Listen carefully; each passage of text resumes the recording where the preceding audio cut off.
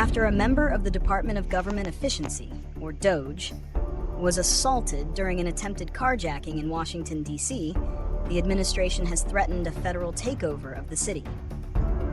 The victim, identified as former DOGE employee Edward Korestein, was attacked by a group of teenagers.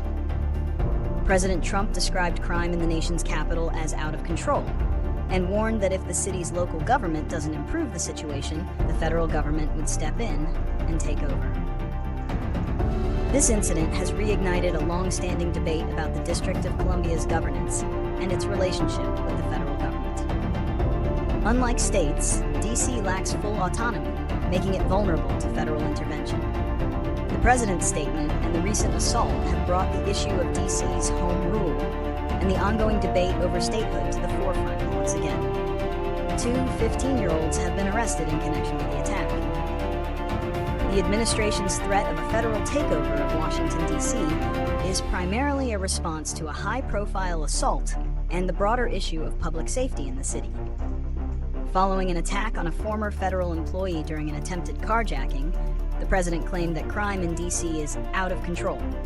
This statement provides the core justification for the potential intervention. The incident is being used to highlight a long-standing political tension, D.C.'s lack of full autonomy.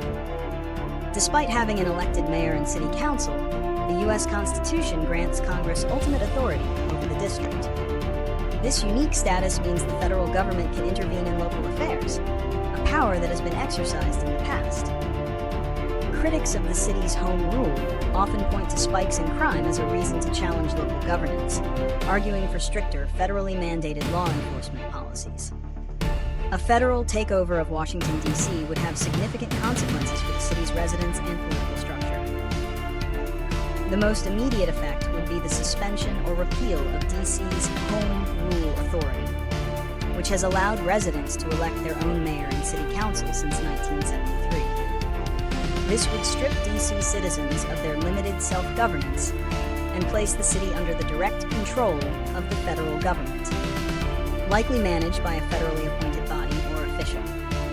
This move could lead to major changes in local laws, budgeting, and public services, as federal priorities could override local ones. It would also further complicate the long-standing debate over D.C. statehood, as opponents of federal control would argue that such an action is undemocratic and denies residents the right to govern themselves.